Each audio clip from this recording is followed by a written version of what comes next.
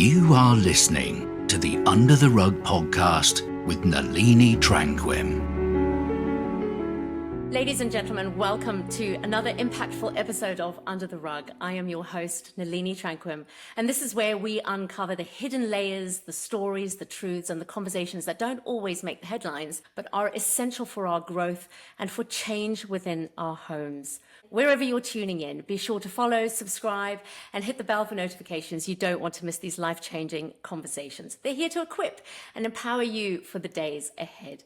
Today's guest is nothing short of a warrior. I am joined by Topher from Rave Jesus, an artist, a truth speaker, and cultural reformer using his voice and vision to confront the spiritual undercurrents of our times.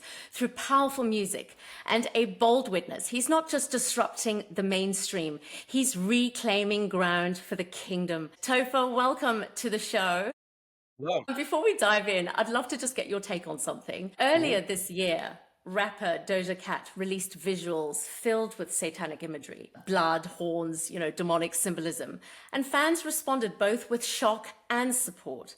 Now, this wasn't an isolated case. Why do you think such overt demonic imagery is becoming more normalized in mainstream music and pop culture? Oh man, I think there's a lot of layers to it. I think that I think people like to be edgy and be provocative because it sparks conversation and reaction. And I mean, Lil Nas X, he did the shoes with the drop of blood in them. Whether you agree with what he did or not, it was shock factor marketing at its finest, and it sparked a bunch of conversations and it sold a bunch of shoes because of the awareness.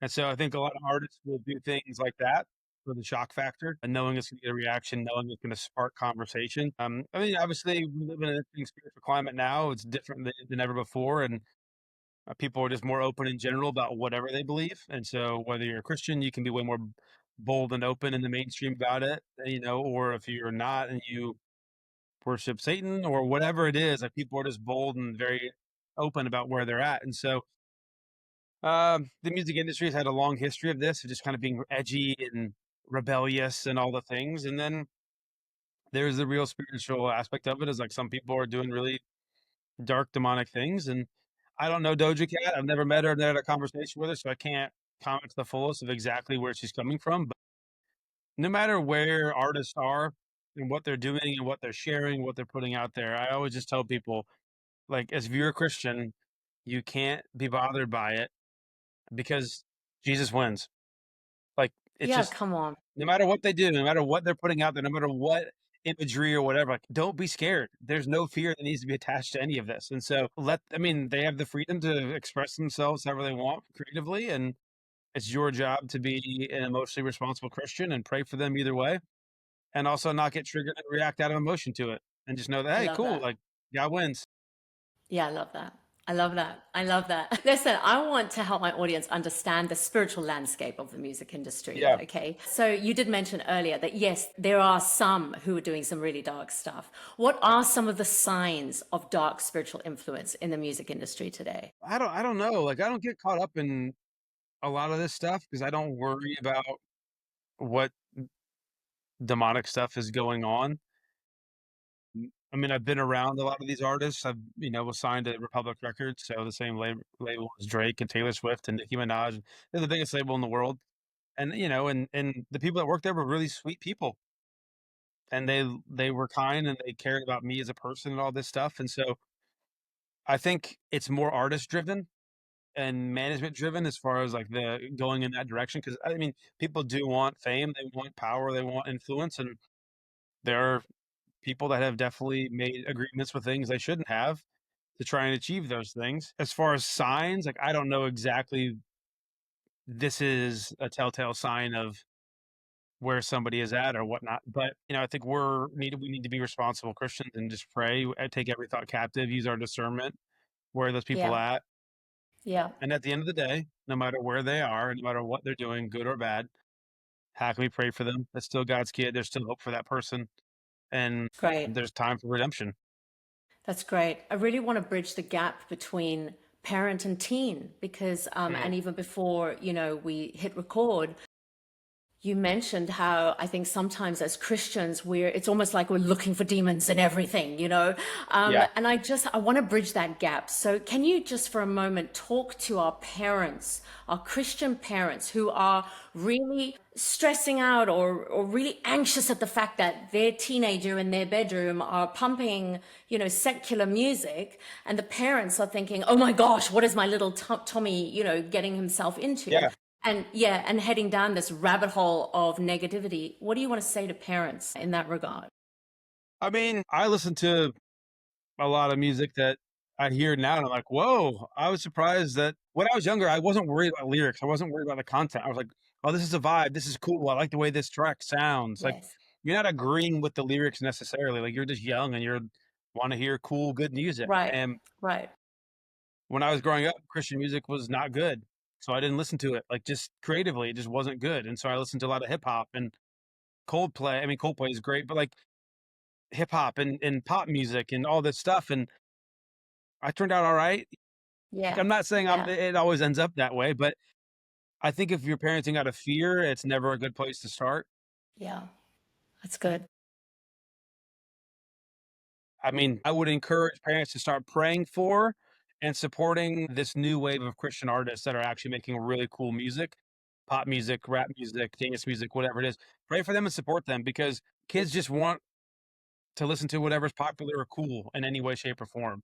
And they 100%. want to feel like, oh, they're in the know of what's happening. And so if you wanna make an impact, like, go support the artists that are you want your kids to listen to. Yeah. Yeah. No, that's really, really good. Can you share a little bit of your story? Like, what was the heart behind starting Rave Movement, Rave Jesus? Where were you at when that all began to form?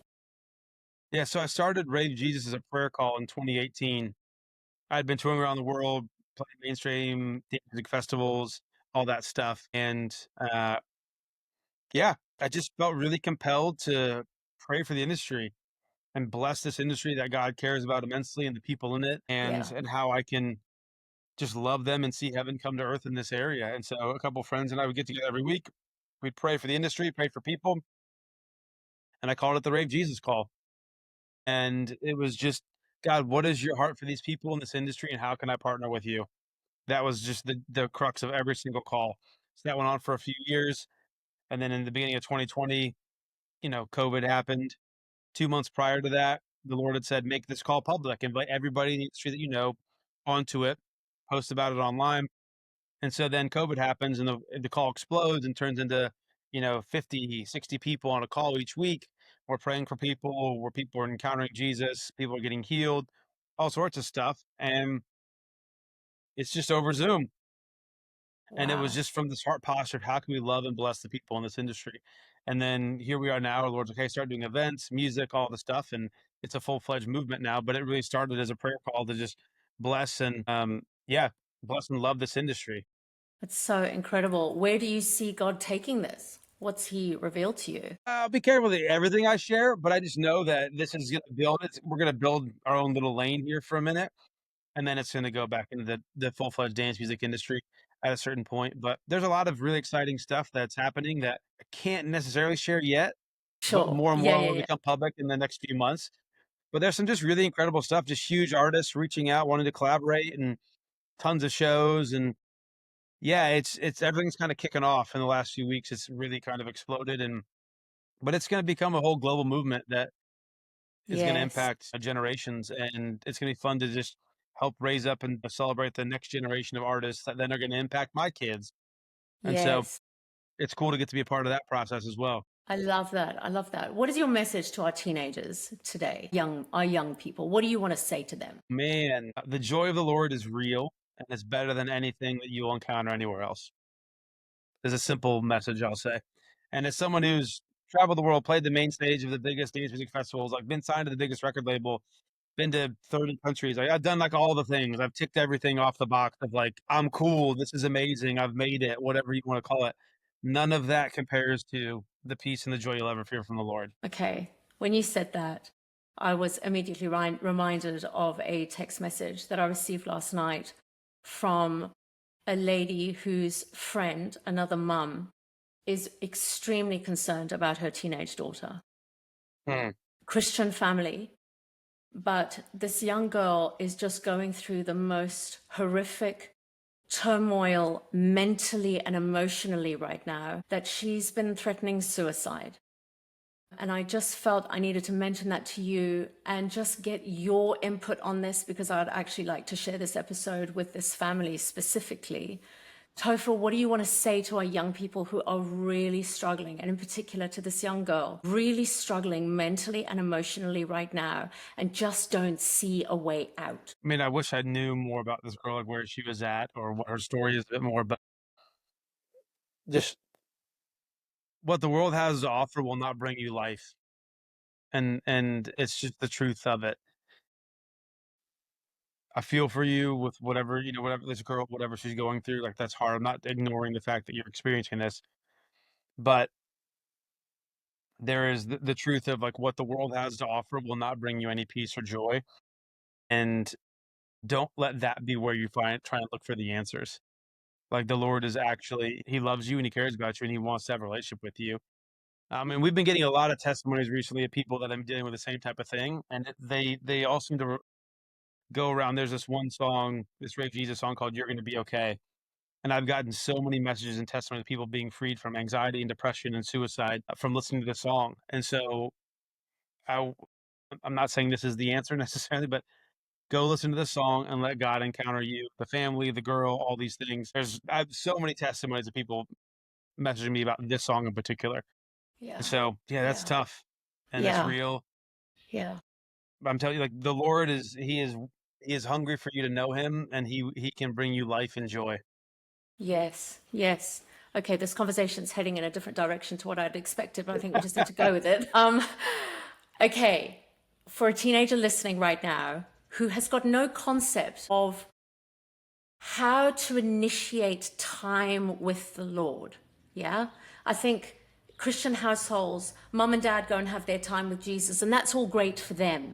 But when you're young and you've got school and you're listening to your music and you're hanging with your mates, and how do you even initiate those one-on-one times with Jesus? So could you just share with us how that looked for you when you were younger, in your teenage years? I'm not the best example because I didn't necessarily take my faith very seriously when I was younger. Okay. I wasn't like this on fire for, I mean, I was a Christian and I Yeah. cared about Jesus, but I wasn't trying to fully go after him. Like my whole life was surrendered. It was, how can I do just enough to get to heaven and then enjoy whatever I want in life? That's what it was kind of like when I was younger. Which, let's be honest, I think that's the mindset of most, right? Yeah. And like, I understand where they're coming from. I just know that now that I'm older and have encountered Jesus in much more profound ways, it's just not the best. It's not the best option for you. But I think I would say, as someone I'm a parent, I've got 2 young kids, I'm married, got all the music stuff going on. My time with the Lord doesn't look like it did when I had all the time in the world. When you're busy, the time with the Lord looks like I'm driving to the store, Yeah, I'm at the gym, and I'm talking to God while I'm working out. I'm playing with my son and asking the Lord, his heart for me while I am a father to my son. Like it yeah, just it doesn't have to look like I go and I spend an hour reading my Bible in my room and that's that. God wants to join you anywhere you want to go. And so it doesn't have yeah, to look as intense and rigid as maybe some people do, and that's fine. But for me, my quiet time to the Lord is definitely not I sit down, I read my Bible for 45 minutes uninterrupted. Like I don't get yeah, 45 minutes uninterrupted yeah, time in my life right now. yeah, So it looks like wherever I go, the Lord's with me and we talk. yeah. I love And we have that. a daily conversation throughout the whole day, asking him questions, giving him space to talk to me when I'm at the grocery store, when I'm eating food, when I'm working on music, when I'm whatever it is. He is available to talk whenever, wherever. Okay, so what shifted for you then from when you were just doing the bare minimum to get yourself into heaven to now this intimate walk with God that has now led you to the platform that you find yourself standing on today? What was that shift for you? The first thing was when I went to college, I just had a conversation with myself and said, I can either take this seriously and own it and make, going to church, my faith, my thing, rather than like my family goes to church and I go along. I can either own it and make it mine, or I should just forget about it and, you know. not. So I just want to be real either way. I was like, "No, no, no, God's real. I'm gonna go all in." And so it was from then on, and it's a constant growing process, a constant learning process, but just making the decision of like, "Nope, this is real. I'm going after it. It's worth it." The more you press into the Lord, like it's funny how He seems to show up more and more in your life, and Yes. you have more and more encounters and see more Him move more and more powerfully in different ways. And so it's been like this gradual growth, but then the last like 10, 15 years, it's been just full on, let's go. Next level. I Yeah. feel, yeah, I keep coming back to our young ones who are really struggling with mental health right now. It's almost like when one is consumed with the negativity, right? The issue, the struggle. And the more we feed the struggle, the deeper down the hole of depression and anxiety one goes. And it's almost like what you said now about you just had to make a decision for yourself. I'm just wondering whether, and I'd love your take on this, whether that's actually something we need to be speaking into our young right now who are wrestling. A Mhm. decision actually has to be made here. Is that not right? We either choose Yeah, I life or mean, we I choose think death. yeah, and I mean, it doesn't have to be as like intense and black and white as maybe I portrayed it, but I do think with kids nowadays, and maybe I was like this when I was younger. I don't remember exactly, but I think part of the issue with so much depression, anxiety, and mental health stuff is everyone's focused on themselves all the time and how I feel, and this is what I'm experiencing, and this is what I'm experiencing. If you can take your eyes off of yourself and focus on the Lord and what He's doing and getting His ideas and His thoughts, it's funny how the thoughts internally will quiet themselves just naturally from that process. And you're not focused and worried about, I'm depressed, I'm anxious, because you're just focused on Him. And so it's the same thing like when you're a parent, you spend so much time focusing on your kids that a lot of the nonsense and anxiety and tension of life just gets muted when I am just a present father because I'm not focused on me and what I'm going through. I'm focused on how can I love my kids and my family, and all the noise seems to just quiet itself. And then when I go engage with that again, it's not nearly as intense, and it's a much easier way. It's much easier to navigate then rather than like this is all I hear all the time. It seems so much bigger than maybe it really is. Does that make sense? Yes, that makes so much sense. Yes, that makes so much sense. And it's elevating God and putting God on top of, right? It's When we returning him serve, back. Yeah. we end up getting blessed in return. And it's not because we're focusing on ourselves, it's because we're giving. And this thing happens when we give, when we stop thinking about us and we are generous and we're kind and we pour out, we receive so much more. And Yes. if we're not doing that, the kingdom's really backwards. You want to be first, last. You want to receive, give. If we don't operate under these principles, of course we're going to be struggling with the pressures and everything in the world right now. Everything's really heightened and really intense. And if you can't take your eyes off of yourself, Yes. it's going to be hard to have peace and joy and patience in the midst of all of this. Yes. Which is very countercultural for what our youth are navigating right now, right? I mean, just look at social media. Everything is about self. So how does that look practically for a teenager today? A young guy, young girl listening to this right now, how does that look practically for them to take their focus off of themselves? How does that look? I have no idea what it's like to be in high school right now. I'm so glad social media and phones weren't a thing when I was in high school. Mate, Oh I'm my telling gosh, like, you. I'm so Oh, grateful. And so I I have so know. much compassion for people because if a bunch of those retarded things and dumb things that I did when I was a kid were captured and put up on social media, I'd have been in so much trouble. So much trouble. Like, so much trouble. And so I have so much compassion for these kids because Right? everything's documented. And I'm like, I would have been so it would have been bad. But I'm grateful that the Lord was like, you're gonna grow up before this exists. And so um yeah, so I don't know. I don't know what the practical thing is. I mean, shut your phone off for a bit. Yeah. Social media is not reality. Yeah. And I know this as someone who has built a Ray Jesus has been built as far as a career off of social media and social media alone. Right. And so I get the world of that Right. stuff. It's beautiful and amazing when used in the right way. It's so unhealthy and destructive when it's not. Yeah. But you as a person and your value and who you are, none of that is determined by anything you'll find on social media. And so there just has to be these starting points for, I think, kids to go. And this is where parents, like, it's your job to speak identity in your children. Like, Come on. it's just the reality of it. And especially as the father in the household, mom's love and nurture and all that stuff, it is the dad's job to call out the identity and pull out the identity of the kids and their calling and their destiny. And so as a parent, we have to own up to the fact, like, this is the climate our kids are growing up in.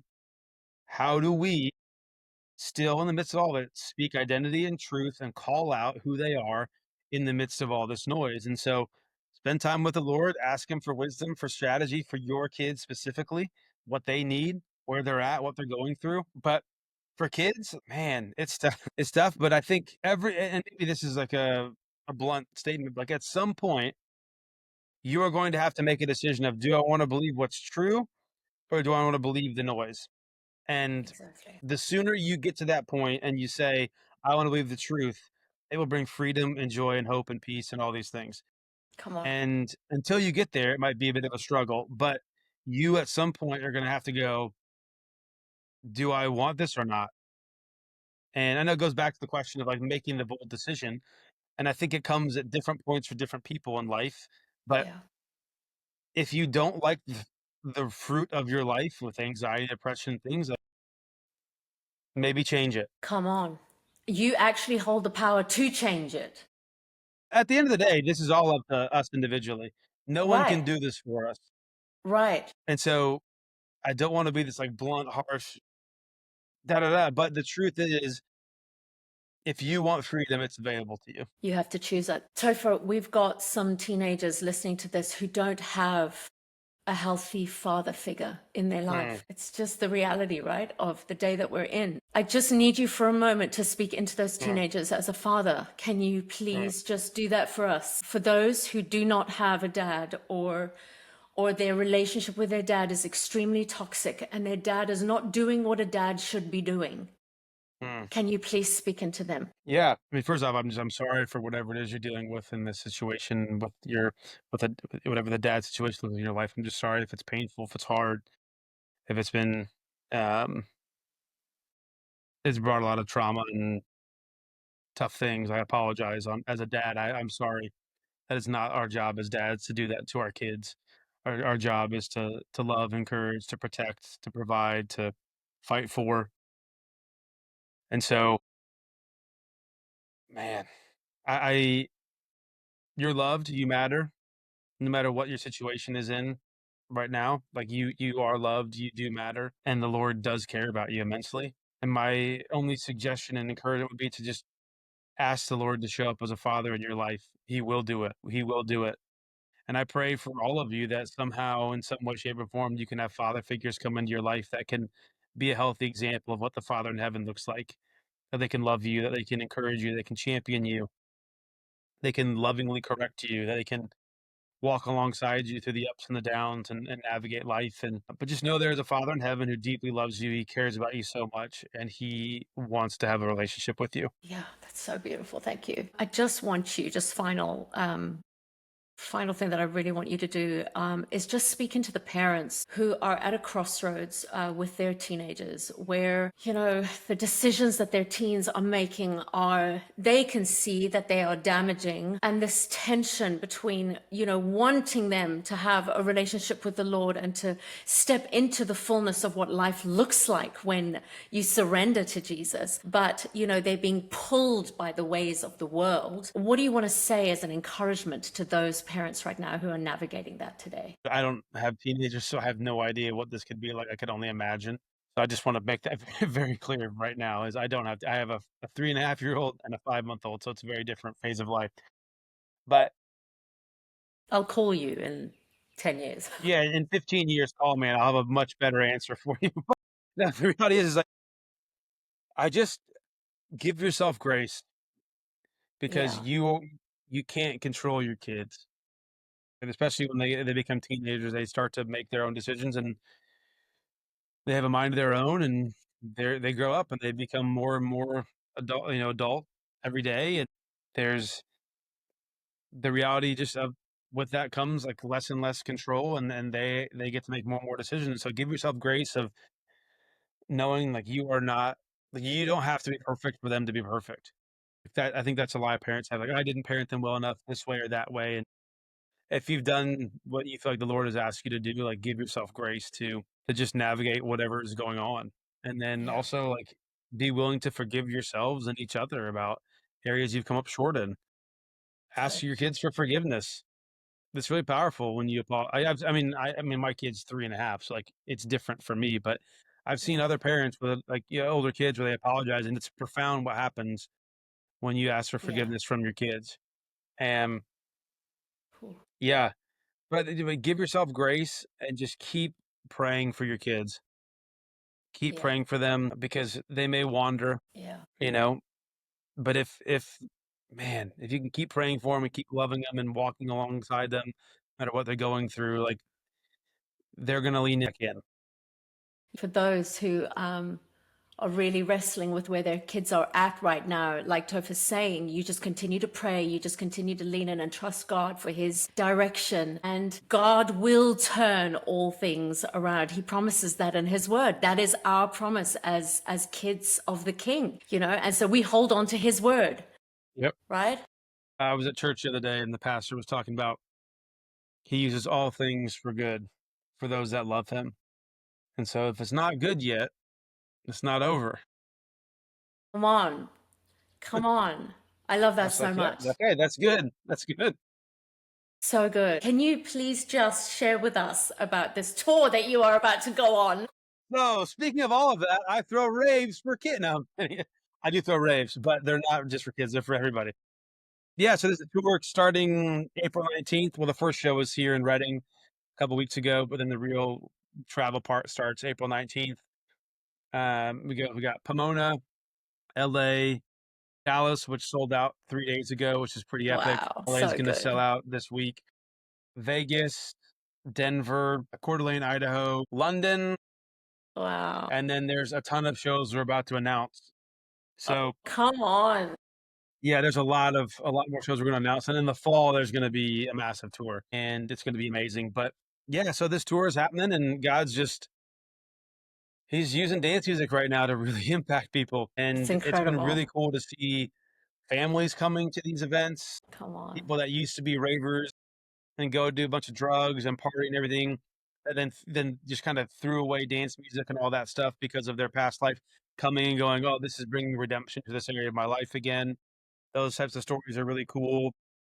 Yeah, people are getting healed, people are getting freed, people are giving life to Jesus. It's wild, and it's all through dance music and raves. It's so incredible. It's Yeah, absolutely incredible. Well, we wish you all the best for your tour. thank you. And I just want to thank you for coming on. I mean, this conversation totally went a different I direction, but mean, I yeah, just, based on what we were talking about pre-recording to where we're at, it's like, this is so different, but hey, God's doing whatever he wants to do. So someone exactly. out there is gonna hear this, and it's gonna impact them. The Lord clearly wanted you to hear this one today. This was not at all what we talked about prior to recording. Okay, so I've already spoken That's to when your you know it's team. the Lord. That's when you know. That is when you know. So I've already spoken to your team, and what we want to do is we actually want to close out this conversation with one of your songs. Right. So can we just hear from you which song you would like featured at the end of this episode for our listeners? You know what we're gonna listen to? Then this is the song I mentioned earlier, but You're Gonna Be Okay, because it seems to be a song that speaks into so much of this conversation today with anxiety and depression and suicide and healing and people getting freed from all types of stuff. And actually, I got a message the other week about this girl encountered the Holy Spirit for the first time ever while listening to this song. And Wow. so there's something about this song right now that God is just showing up powerfully through it. So You're Gonna Be Okay by Rave Jesus featuring Sun. Amazing vocals, amazing voice. That would be the song that I would recommend for everybody based on Love this it. conversation alone. Yeah. Love it. Topher, thank you so much for coming onto the show. Yeah, you're very welcome.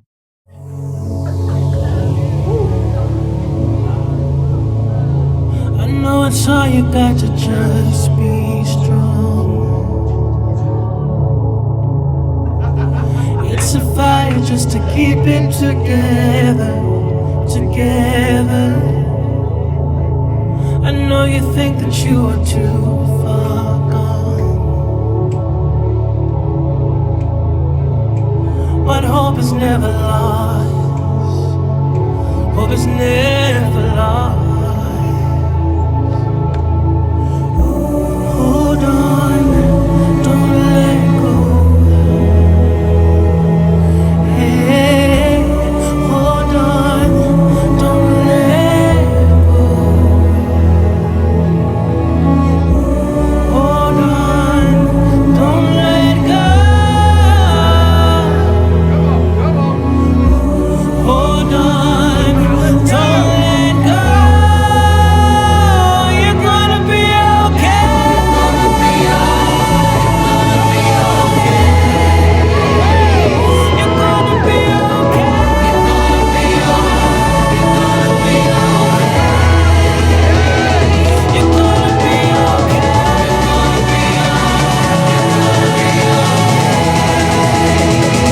You're gonna be okay.